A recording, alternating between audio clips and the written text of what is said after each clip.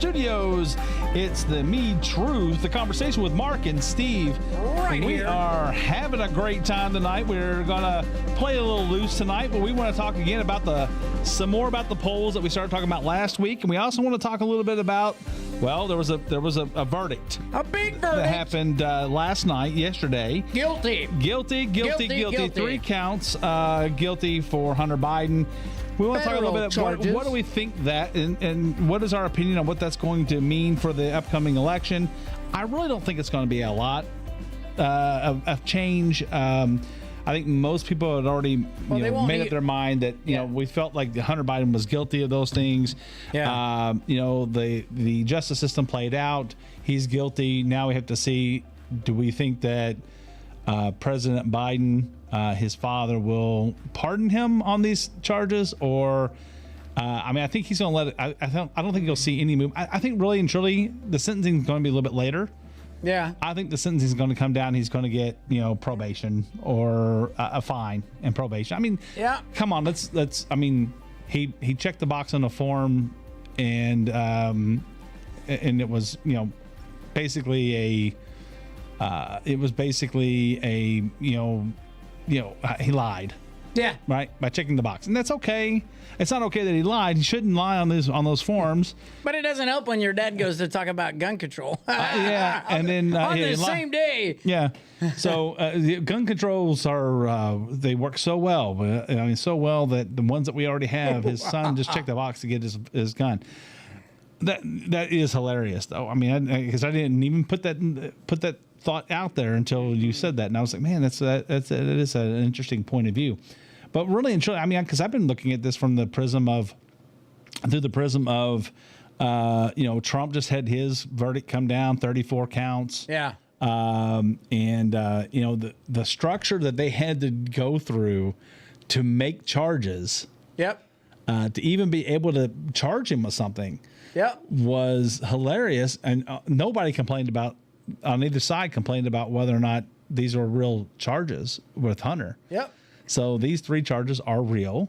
They just argued whether he was guilty or not. And they said, first of all, I mean, the offense didn't even exist for Trump. Well, let's just go back a little bit, because first of all, everybody said it was Russian collusion. Oh, that was the laptop. The you laptop. Go to the laptop. All of this evidence is a result of that laptop used in the case that led to the conviction. Yeah, I think 51 former FBI not just FBI. It was 51 former intelligence officers need to come out and apologize to the American people for lying, signing a lie for Joe Biden in 2020. Absolutely. I mean, it was an absolute lie. The laptop has no earmarks for Russian misinformation. It was Hunter Biden's laptop. It came out in court that it was absolutely true. The jury knows it's true. The people in that courtroom knows it was true. That's right. It was not argued that it wasn't his laptop. It was not argued that it was somebody made that up or what have you. The FBI confirmed that it was not tampered with. Yep. That there was nothing was added or subtracted. That everything there was as it was. The guy even came on national television, and he made an entire backup copy of everything that he gave the FBI just to protect what he gave them. Yeah, because he knew what was going to happen. He had an idea that what was going to happen was this was going to come out. People were going to bombard him, and they're going to say that he was planting information, and he had the information available. I think he also made a copy. That was in Delaware, right? He also made a copy to make sure or New that Hampshire. Yeah, I don't know. It's up northeast somewhere. But he also made a copy because he didn't want them to tamper with the evidence. Yeah, you know what I mean. So he didn't even have trust in the government to do the right thing. He had the copy though. And the government had the original, which is the way it should be. So it stays in their custody. They have once it gets to them, the evidence. Yep. They have evidentiary. You have to watch the custody of the evidence, make sure that it's on the up and up. Yep. But he's found guilty, and he said they tried to say that.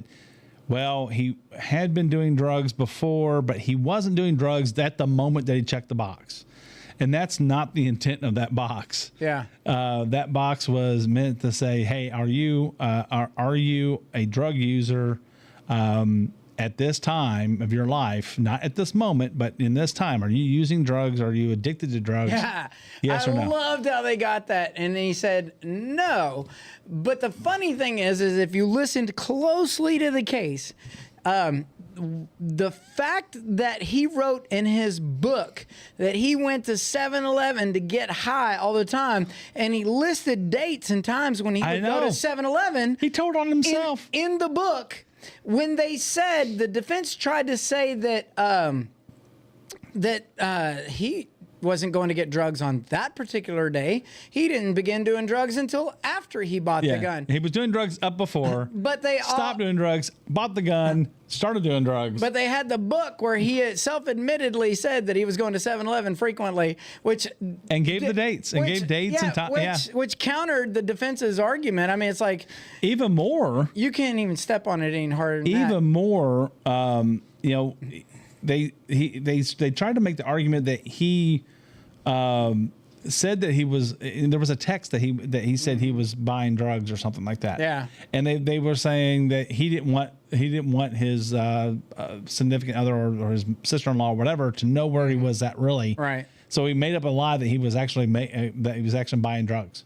And like, is that the lie you make up? Yeah. I'm not down at Sam's Club picking up a canoe. Yeah. I'm not down at Walmart picking up some groceries. I'm out buying crack. That's the excuse you built. At least that's it's just a crazy situation. I really feel bad for Joe Biden a little bit. I mean, he this is his son. And if it was my son, I would want to protect him. I would defend him. Now we have to see if he's going to, if he's willing to play the game of giving him he's in a position to pardon him. That's right. So I don't think he will before the election. But if he loses the election, he'll pardon win him. or lose, he'll pardon him. That's my thought. Win or lose, because he won't have anything else to run for. If he wins, he won't have anything else to run for. This will be it. And if he loses, he's going to be too old to run again anyway. So what does he care? He's going to get out with as much as he possibly can, get his son off scot-free, go live off of the China and Ukrainian and Russian money that he's collected over the years. Right. So that's my opinion.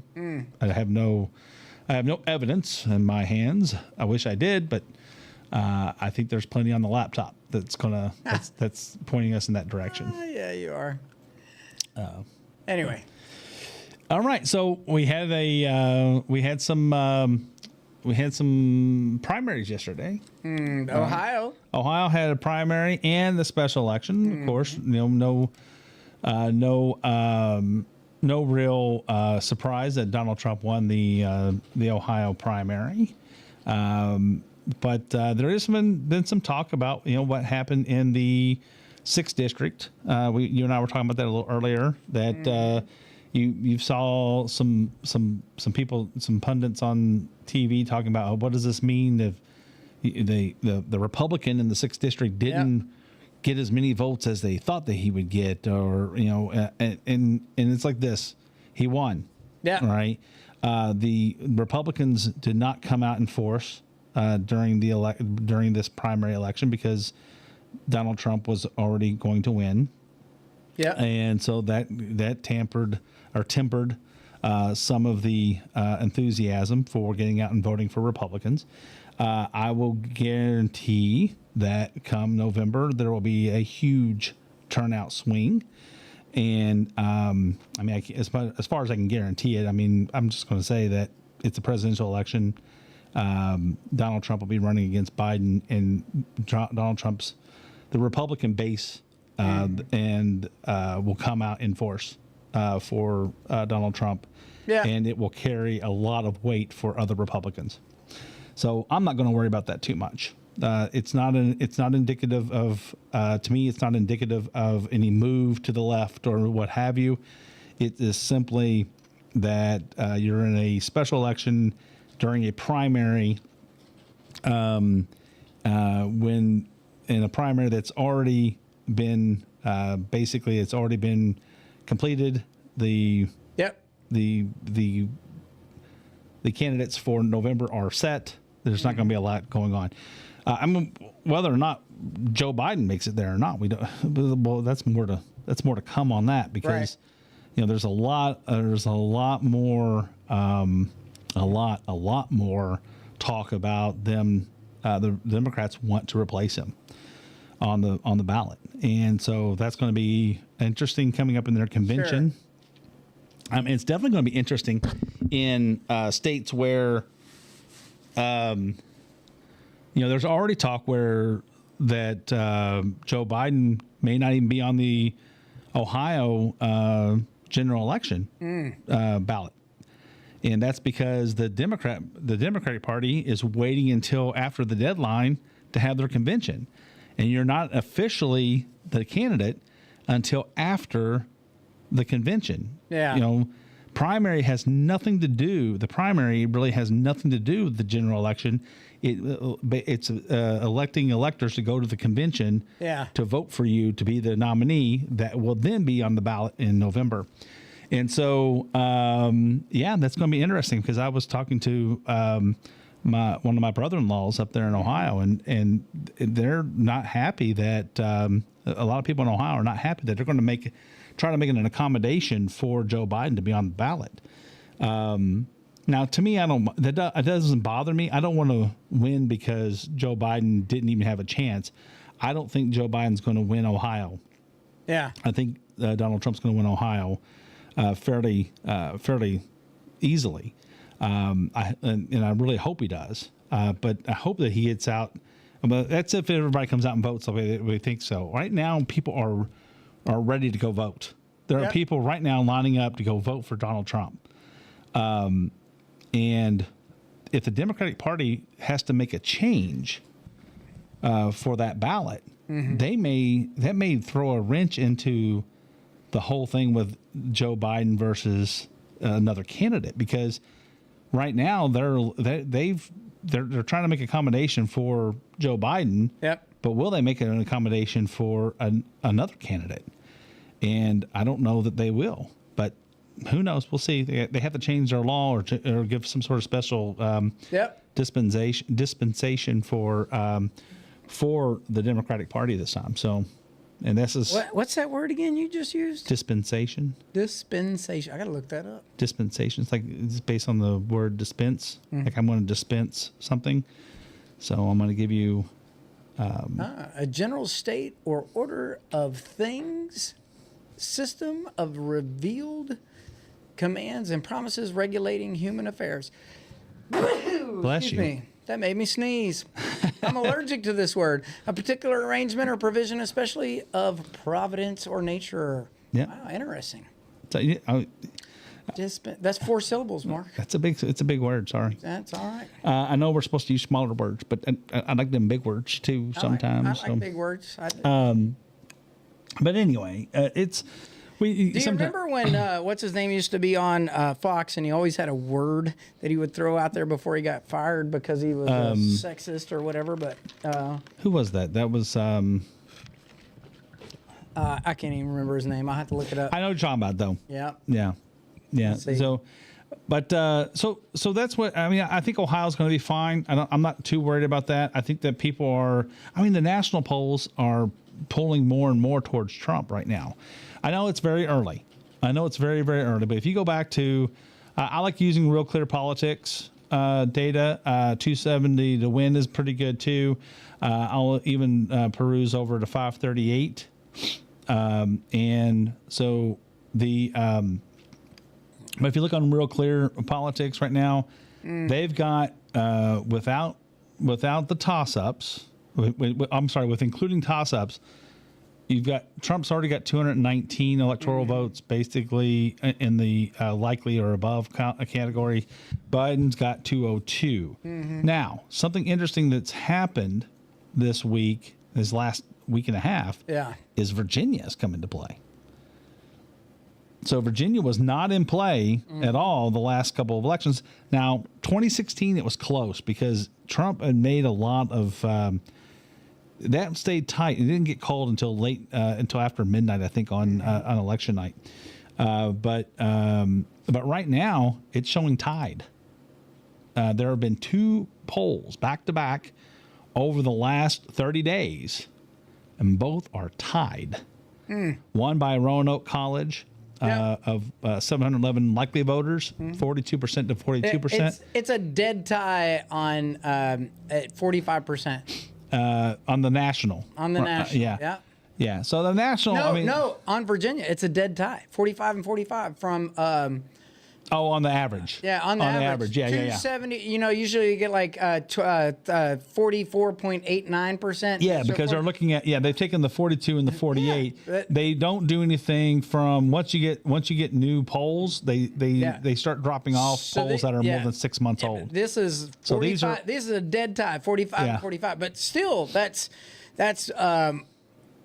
for Virginia? That's the first time I've seen ties in Virginia in 30 years. I wish that they'd made the independent white. You know what I mean? So it'd be red, white, and blue on the color charts. They should do that. I don't know why they did it gray, but I guess they're getting us ready for the aliens. Well, because they do everything else in white. If it's straight, it's white. So it's it. So, but no, I get it. But you look, if you look at this, you know, in Virginia for 2016 was 49.8% to Trump's 44.4%. So it was Clinton plus 5.4. Yeah. If it's tied in Virginia right now, then they've got to go spend money in Virginia, and that's gonna only help the Trump campaign. So if you're watching this, I go to 270 to win. Mark goes to a different one. Which one is the one? I go to RealClearPolitics.com. Yeah, so a couple of both, I think, reasonable sources. Both of them do the same, something similar. They take all the polls. They don't really. Neither one perform their own poll. Yeah. What they do is they buy all the data from the other polling services, and then they create their average and graphs. So, if you want to be like the guy that's touching all the screens and doing the math problem during a Fox presentation or a CNN presentation, and you want to bypass all the BS and all the opinions, these sites are great for that because it gives you, if you go to the homepage, it gives you the map, and you can click all the buttons you want to see, well, if he wins this state and this state he loses, well, then he's going to win by this or he's going to lose by that. You can do all of that on these websites. What I do like about 270 to win is that you can build your own map. That's right. Yeah, I think it's a really cool thing. So you can go through, look at the data, and try to, and I see a lot of YouTubers that do that. They go on, they'll go and they'll look through each of the polls, which is available on the website. Right there. So you can go right through that, and you can kind of build your own consensus out of that to say, okay, well, this poll, you know, I've seen a lot of YouTubers that will go in and they'll take the poll, and then they'll go back and look at the same polls. From the previous, 1, 2, 3, 4, all the way back to 2012, I think is where they go to. And see what the polling error was from the latest polls right before the contest, before the election, and to what the election actually what the actual election results, and they'll create a margin of error, and then they will then apply that to say if the polls continue to be the same, and they'll use, and they know that polls get better over time, you know, as things change, the pollsters will actually, update their algorithms and make them better. But if you take the toss-ups out right now, if you take the toss-ups out on RCP, they have they have it with electoral map as it sits. They have the no toss-ups map, and then they have the Senate map. And so the no toss-ups map, Trump has 312 electoral votes to Biden's. That is Biden sweeping Nevada, Arizona, Wisconsin, Michigan, Pennsylvania. Biden does show winning in Virginia with the no toss-ups, and he does show winning in Minnesota. Now, right now, Trump is spending money Trump's spending some money and going to spend some time in Virginia. He's going to spend a little time and some money in Minnesota because his team feels that those are both in play. And if they're in play, that hurts. Just being in play hurts Biden, because now he has to spend time and money in those places where he was hoping that would be, sewn up. If you look at the one thing that's been coming up a lot in lately is Texas. Mm-hmm. So Texas right now is a +8. It's a plus 9.3 average for Trump over Biden. Right now, the consensus is that Trump is going that it's going to be safe, that it's going to be completely safe. They've been talking about Austin area, Houston, Dallas is all shifting to the left, and they are. Don't get me wrong, but the Hispanic vote is shifting to the right. Mm-hmm. And offsetting that, more than offsetting those shifts. Mm-hmm. And so they thought that by getting people moving out of California into Texas, they were going to be able to, shift Texas. The other thing is California. Trump didn't he just raise $34 million in California? Yep. He's got people in that's Silicon Valley. Yeah, that's he was down in Orange County, is where he was at, down at Huntington Beach. Well, and which is pretty good Republican territory between San Diego and L.A. George Clooney is leading up a charge to raise funds to go after younger voters and the support of bringing in more younger voters. Well, they've asked. They're starting to spend money on YouTubers and TikTokers to try to. I'm going to pay you to lie about me. They just went and bought. They just went and recruited SNL writers, the younger SNL writers, the younger comedians to come up with. Supporting support for Biden, because he's Biden is losing the younger voter. The thing is the younger voters are starting to figure out they can't afford to do anything. Yeah, no, that's the biggest thing. They can't afford. They can't afford a house, and you're going to lie. They can't afford a car, and they can't afford half the stuff. And they don't have jobs. But they can't afford half the stuff that the influencers talk about, only because they got famous, and so now they can afford all this stuff. But you can't. Not everybody can be an influencer. Yeah, not everybody has 250,000 plus TikTok subscribers, and I can try to sell them a stick of gum. No. Right, but the thing is people can't afford to buy. We're lucky if we get 3 people to watch influencers. Even I'm just kidding. The websites. So we get about 400 or 500 views of an episode at most, I think, but it's usually at pillow time. So anyway, it's going to be an interesting election. The historian. From the one university was even quoted. He's leaving it up in the air, but it's leaning towards Biden. He's only been wrong once since the Reagan era, and that was. He's leaning. Yeah, he uses keys. He uses these keys. He uses 13 keys. That's it. And he says right now only 2. Biden only has 2 locked in, and that's the fact that he's an incumbent. He leaves them locked in until they actually shift. But he's an incumbent, and he's the current nominee for the party. Yeah, those only 2 things he's locked up, and he still really doesn't have the second key. But although he strongly believes that the Democratic Party will not pull that key from him. So that's an interesting assessment. It's going to be difficult. He doesn't want to make. He hasn't made his final decision. He's saying is leaning towards Biden only because historically, he's looking at these historical what he calls the keys. Well, but the economy is not on his side. No, but he is also basing. And Trump already has 2 of the keys as well. He is also basing. Well, he's not a current incumbent, so he doesn't have that key. He has the 1 key, but he also has. He's starting to lose. There was one other. Trump had 1 key as well, 2 keys as well. I saw his last YouTube video. Well, the point I was trying to make, though, is that there's a lot of factors that he's holding back on, because we've never been in a situation where we've got a candidate who is the top candidate for a party that's got that's ever been convicted or charged of any crime before, and now you've got a guy with 34 felonies going into or 38 felonies. I forget what the count is, but going into 34. 34 going into the House. So, and he's kind of waiting for that to see how the people view that as we get closer. But I would think that he'd already know that based off of the donations that were made right after the verdict was made. But I would hope that our youth, and just in general, I think that the American public is a common sense. Well, I think there's still some common sense left in America, but you can see that it seems very unjust. And again, I won't say it's unjust until the whole process is gone through. There's an appeals process. Okay, so what if we believe that it was weaponized? Okay, if it was weaponized, then that should come out in the appellate court. And that they should have, all of the reasons why they shouldn't have done this case, blah, blah, blah. And I would assume that the appeals court would state that. And if they don't, because for whatever reason, judges sitting on there and the belief that they're Democratic judges too, and they're opposed and they're part of the problem too, blah, blah, blah. All of that complaint department comes out.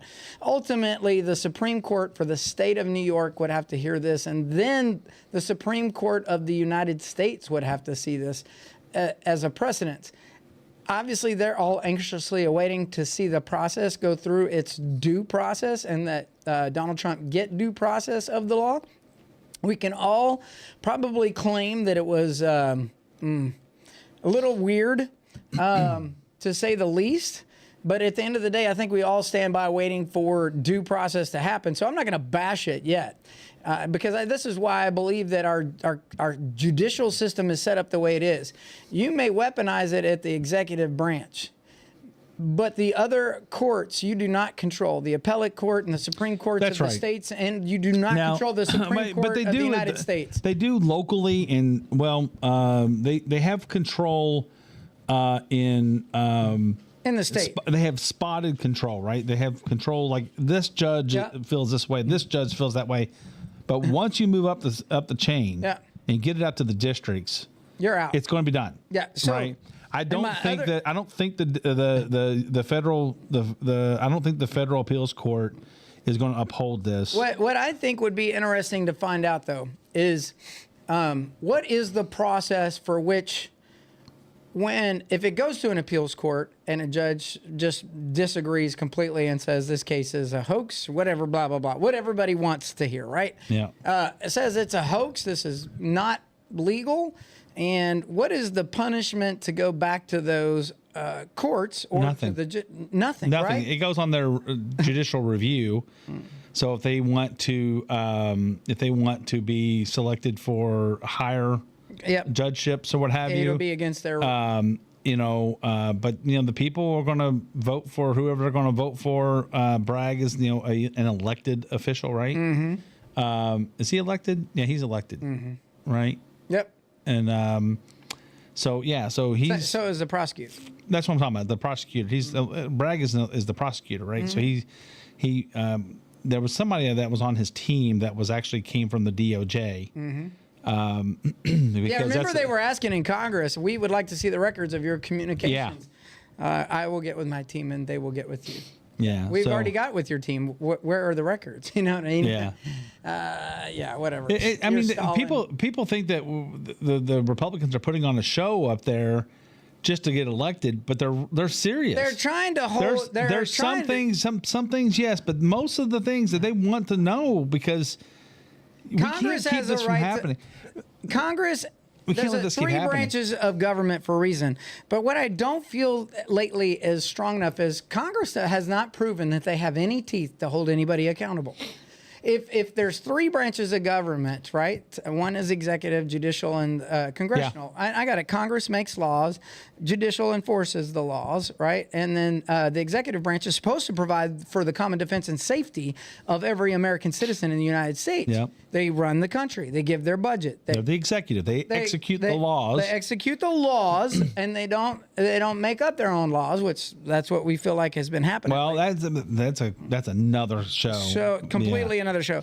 But my point is that every time that Congress has tried to hold the executive branch accountable, nobody ever gets to the finish line. Because why? Because Congress in itself is only one side of the legislative branch. When it goes to the Senate and based on the flip-flop of the House, instead of people just, okay, got it, you're a Democrat. Got it, you're a Republican. What does the law say? What did you find in your hearings? And why are we voting based off of Democrat or Republican? What is right? The Democratic Party weaponized. They're the ones that weaponized the what's it called when you try to remove the president? The impeachment. The impeachment. They weaponized the impeachment process. They did it immediately because they wanted to get. They set out to try to get rid of Donald Trump. Why? Because there's a fear there. There's a fear. When Donald Trump won in 2016, everybody was shocked. I mean, Republicans were shocked. They were like, how did that happen? We were super excited, shocked, but we weren't. We were shocked that, he was holding up in Wisconsin, Michigan, and Pennsylvania. We thought there was some, those are, Michigan has been long time figured that, been thought to be cheating in the elections. Detroit consistently votes more people than they have in the population. Yeah. There's more votes in Detroit consistently. How do you get past that? Right. And then it's like, well, somehow they were, whatever they were doing. But so when you look at that and there's this underlying fear that what people call the establishment Republicans, it's not that they fear Donald Trump. They fear what happened. They fear that now all of a sudden that they've lost their foothold on how elections are, and they thought that they were going to be stepping through this forever. But eventually people catch up and say, wait a minute. The number one thing that happened is the internet. People were educated on the internet about real issues. That darn tree that God talked about with that apple on that sucker, and now it's just readily available, and people just twist it up into whatever they think they want to be. So instead of so it's funny we had that service on Sunday. But it's one of those things where you're like, so that's really what the fear is that they had to prove that normal people, quote unquote, people can't be president. It has to be from the tree that they've built over time. Yep. And so whether it's a Republican or a Democrat, it's somebody that's come up through that tree. A Bush, what have you. And all of a sudden the skulls. And all of a sudden the media, the mainstream media lost control. Yeah. They were driving the narrative and they would drive it back and forth. Right. And then all of a sudden they realized that, oh, wow, we don't have control of this. And the Republican Party that isn't controlling Donald Trump. And so if the Republican Party wasn't controlling Donald Trump and nobody else is, that's something that they can't account for in anything. The thing is Donald Trump was a pretty good president. Yeah. Everybody was worried and blah, blah, blah. What does Trump really knew what he was talking about. And he went out and he was, he may not knows have how acted, to deal with people. He didn't know how to act presidential. Yeah. So forgive the how he acted. First of all, and praise him for what he did. I have a problem with this. I would rather you not act presidential and do good stuff. So since when did we make the seat of the president like a lordship or a king or a queen? We didn't. The media did. Yeah, the media did. That's the media did. I mean, I know you're the media, but that's why you're the media now. I do believe that there is a certain level of couth that you show, but there's also a certain level of backbone that you show because, yes. Yeah, you have reverence for the position. Yes. But you don't have to back down. Reverence doesn't mean that you go kiss everybody's butt. That's right. And Donald Trump's not going to kiss anybody's butt. No. He's going to tell them, hey, you owe us money. You go pay your fair share. Right is right. Wrong is wrong. That's it. Done. That's it. We should just end the show right there. Well, I mean, that's it. Right is right. Wrong is wrong. And the bottom line is folks, who's going to do more of right than who's going to do more of wrong? Yeah. I mean, and right now we've seen so much wrong in the last 4 years. I don't know where right. I mean, you can't go but anywhere but up right now. I mean, it's a shame that what we're seeing happening on the scale, on the national scale, the way it is that, it's. I mean, I'm going to. There are lifelong hard Democrats that are saying, "Oh my gosh, what is going on it's funny with you the said Democratic Party?" I'm going to pretend to be a Democrat for a second. Don't shoot me out of the party. I'm not a rhino. Okay, listen. If I was a Democrat, now my grandfather was a Democrat, right? Great man. He was a hardworking man. He believed in hard work, and that the people that he worked for would take care of him, and that he invested in all that stuff. Well, and the Democratic Party got behind a lot of that stuff, the unions and everything else. When they started pulling pensions and doing other things that really impacted the man, it really confused them. Now you're a Democrat in today's society. I believe that there's still my grandfather's Democrat out there, and they believe in hard work. You don't get to sit on your butt, right? But there's just too many handouts. How many handouts can you give out? The Republican Party never felt that way. No, I know that. But the point is that if I was a Democrat today, there's no way I would want to tell people I'm a Democrat when there's so much going wrong within their party. I mean, this behavior on college campuses regarding an attack against a civil, free nation, killing babies and chopping their heads off, and then you're going to let people in the United States, your children, run amok on college campuses. You're spending thousands of dollars. I mean, it got so bad. It got so bad over the last couple of days that AOC had to come out and say something against the protesters. Yeah, because they are straight out just anti-Semitic. They are calling for the death of Jews. The one guy was heard saying that he wished Hitler was here right now. Wow. It was on air. That this protester was saying. How are you going to elect those same people that were standing by AOC that's running around encouraging that? It's just like the one lady that did the I can't think of her name right, Maxine, when she went out there Maxine and said, Waters. Yeah, she said, when you see them, you get in their face. I don't care if they're eating in a restaurant. You get in there. You threaten them. You do. And she's like, wait, you should never promote violence, but she was promoting violence because they always come back and say they always do what they accuse us of doing. Yeah, no. We don't do it. They do it, and then they come back and say, that's why it's hard to believe about the January 6th. Yeah. That's why it's so easy for us to think, well, there had to be a conspiracy that they allowed this to happen, that they created the situation so that they could have this, because they're doing that kind of stuff. Yeah, it's frustrating. They're getting together and putting together, they're coercing. They're making history happen so that they can point and say this is the whole thing. Nobody would ever thought that Donald Trump could be brought up on charges that don't exist. And New York had already said they're not going to run. They're not going to push charges. Federal court. They'd already tried to go through all the different areas, and this guy all of a sudden comes in and says, "Okay, well, we don't have really got anything. These are these old charges that we were trying to think about bringing up, but man, this is the only thing we got that we might be able to really convict him on, and we don't even have to convince people that he did anything other than to say he's a bad guy." Right, so let's do that, and then and see how it goes. So that's what they did. They took 34 charges, and these charges pended from something that was already, the statute of limitations in New York had already expired, and then they took and then they, in order to try to get them back there, they tied them to election finance, which the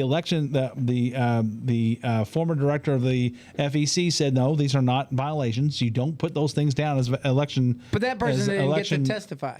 But he wouldn't, but that judge would not let him testify because he would have to tell the truth, and that would be part of the record. Yep. So the fact that they said, well, it'd be better for them to lose on appeal because he didn't let him do it than to let the peoples hear him say that it was not a violation. They did exactly what they wanted to do as a party. Exactly. So they did everything. They bought time. And they went together to do that. Yeah. Right. Did you see that there's this thing on the Fannie Willis down in Fulton County? There's another case going on where it's not Fannie Willis, but there was a collusion with the judge in another case. I don't know anything about the case other than the fact that his lawyer found out that the judge had met with a witness and the district attorney. Yes, I heard about that. Right, and that was an ex parte meeting that he found out about.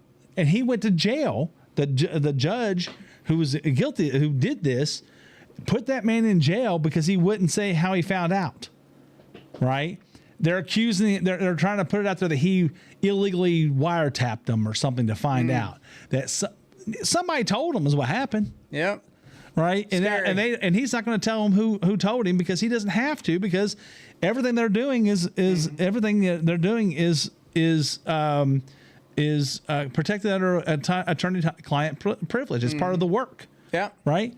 And so he's like, you can't ask me that question. He's like, if you don't tell me. And then he couldn't even figure out what type of charge it was. The judge didn't even know. He was trying to put him in jail for as long as he wanted to. But then he had have an attorney come in and say, no, judge, that's not the right charge. That charge is only for civil cases, not for criminal cases. And you have to decide, is this a criminal contempt or is this a civil contempt? If it's civil contempt, then yeah, you can put him in jail, until whatever, right? So it's like, putting a writer or a journalist in jail for not giving their witness or further giving up their sources. And so then he had to come back and said, nope, it's criminal. And he had to go to jail, and he's doing jail for and the guy said, well, at least put me in jail with my client so we can work together on his case. Right. So he's in jail with his client. He only has to do weekends. He's on work release basically. So he comes in every weekend. He has to spend in jail. So he goes to jail and spends it with his client, working on his client's case. So it's crazy. It's crazy. And this is the Democratic Party doing this. It's not just one person or two people. There's a section of the Democratic Party, just like we have a section of the Republican Party that wants to, that is who are all mad and ticked off and want to upset the apple cart, and act like Republicans have never existed before them. Right. Right. And the same time we have you have Democrats over there that are willing to shun every ounce of justice.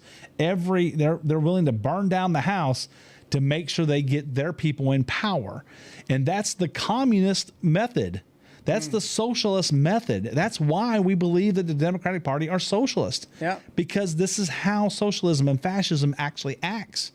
They you would think that weaponize these government systems against their political foes. So my thought is you think that if you've watched Hunger Games enough, right? Hunger Games enough is the similar set. I mean, we want to oppress you to no end. And, oh, by the way, if you would like to get some type of recognition as a group or an organization, well, you must kill a bunch of people and then win. You know what I mean? Yeah, I mean, it's you must nuts, be willing to die for recognition and power. It's like, you got to go kiss the ring. Yeah. You've got to go, if you're not kissing Obama, Hillary's, the rings of the power group. I'm gonna kiss the ring of God. That's the same as the Politburo. Yeah, I hear it. But you know what, Mark? At the end of the day, I am not afraid of all this wrongdoing. I'm not either. I'm not afraid. I am saved by the blood of Jesus. So that's it.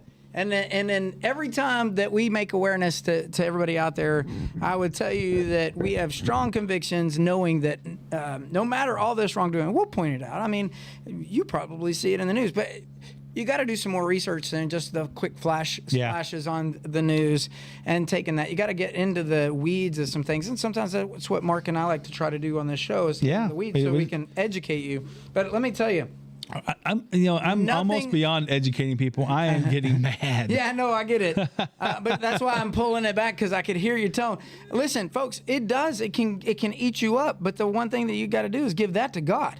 Amen. Because you're not going to be able to do nothing about any of this other than educate the people that live around us that are our neighbors, because I know my Democratic neighbors don't believe in half the crud that's going on. That's Y'all are upset with it. And I'm okay with you being a Democrat and staying as a Democrat, and I hope your party does get better. I really do, because I don't believe you to be a socialist. Nor do I believe that I do believe that they're on both parties, the Democrats and the Republicans. We probably got some folks that they flip flop back and forth, and they're just not going to give up their party, and I'm good with that.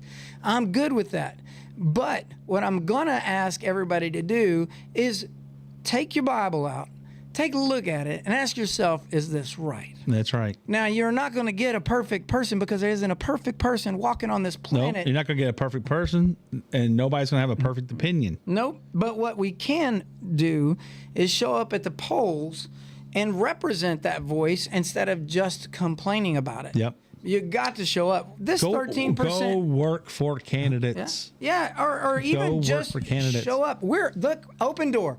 Open door. You can come. I don't even care if you're still a Democrat and you want to show up to not the meeting portion of this stuff, but we have an open meeting where you can come and attend. And if you like what we have to say, then join in. You know what I mean? Help your candidate. I don't. If you're a Democrat, want to help a candidate, if you're mad, if you're mad about this stuff, you got to turn it into a positive reaction.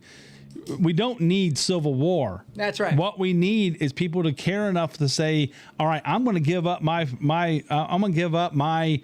comforts for a little while to go make sure that the right people are being elected." That's it. Right? Go work door to door. Go talk to your neighbors.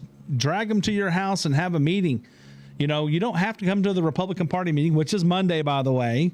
The regular meeting is this coming Monday, but you guys can have neighborhood meetings. We'll, if you need information and pamphlets and stuff, we'll come to you. We'll help you throw a meeting at your house and let you guys organize within your neighborhood. There's chapters in each of the magistrates' district. Yeah, each precinct is broken up into each precinct has its own governance, really, when it comes to the Republican Party. I don't know how the Democratic Party does theirs or what have you. I don't get into their. I'm working on trying to get them on so we can talk to them. So it is a I don't know how they're structured or what have you, but the Republican Party is structured all the way down to the precinct level. There's a captain, a co-captain, and a youth captain at the precinct level. Yeah. Now, not everyone has one. Not every precinct has one because not everybody comes out and participates. But if you want to have a voice, that's an easy place to start. Yeah. Make sure you have the right people. So anyway, I know we've had a pretty exciting day today as far as our a lot of stuff going on, talking about the polls. The good news is this. I think the Republicans are in good shape. Yep. I think that we're going to continue to make inroads. We continue to have the Republican Party continues to grow in Kentucky. We are well within. I mean, we are at 52% basically in Meade County. Yep. As far as the voter registration goes, and we're going to continue to grow that, and we're going by educating people and talking to them, letting them know we're not terrible people. We don't hate unions. We don't hate people. We love people, and we're just trying to get people to educate people on these processes and things. And it's not scary to be a Republican, and I think it's working. So thank you all for joining us today. We ask you to come out if you're interested in becoming a part of the Republican Party or just seeing what's going on. We will have a meeting on Monday. I think that's the 17th. Is it the 17th? Yes. I think it's the 17th at 7 o'clock, and it will be out at the train station, what we call out there, Brennerbrook Station. It's a Seminole Realtor. A Seminole Realty building. We actually rent the space for our monthly meetings. Come out and talk to us. Come out and work with us. If you have any questions or concerns about how we do things in the party, come out and talk with us. We want to help you feel comfortable. And if you want to come out and work, we got stuff that needs to be done. So interesting too, coming to you live from the Meade Truth and the Messenger Studios at the fairgrounds. We will be broadcasting daily everything and anything that you can expect to see happening at your fairgrounds that week of the fair. We're almost about a month away. It is coming close, and guess what? The fair catalog will be coming out soon in a newspaper you see soon. And Mark, do you remember the Silence Do Good letters? Yeah. With the code and the secret code? Well, you're going to have to subscribe to the paper here pretty soon because we're going to be doing some prizes and having some secret coding in the paper where you got to get your cipher ring out and figure it out. So that's cool. Yeah. Well, listen, it was a great show, Mark. You too, Steve. I really enjoy these podcasts, and you and I it seem like we're together all the time, but it's I always like us. I always like hanging out and yelling a little bit about some stuff. Same. Love you like a brother, man. You too. All right, you guys have a great night. We'll see you everybody. next week on the Meade Truth. That's right.